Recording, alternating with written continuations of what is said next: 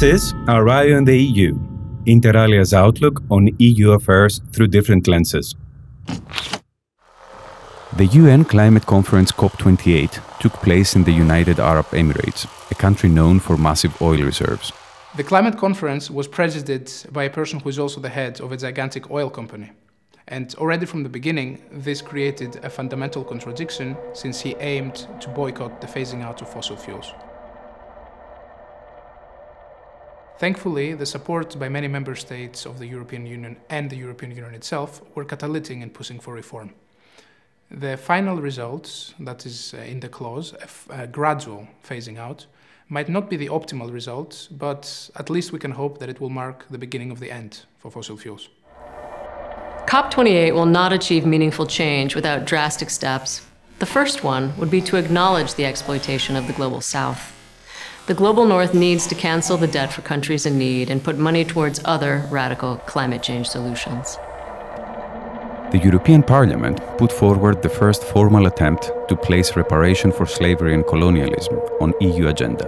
Post-colonial states are currently suffering from political destabilization, from a corrosion of their democratic values, and from a lot of illiberal threats. If the European Union truly aspires to be a global democratic actor, it ought to foster relations with its countries, not on the basis of asymmetry, but of mutual cooperation. It's not a matter of taking responsibility for the imperial and colonial atrocities committed against entire populations.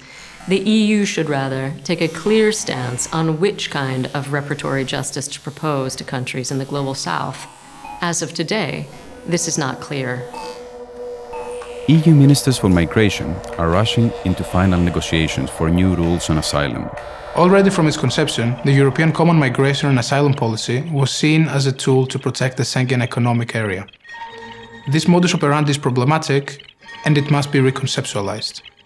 We must pay proper attention to fair relocation, to safe passage, and of course to proper integration. To that extent, rushing the negotiations, which is what we're seeing right now, is not necessarily in the right direction.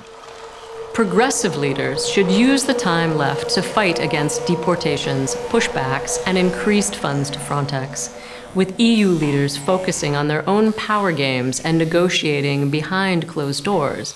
The result of these negotiations is a pact that erodes human rights.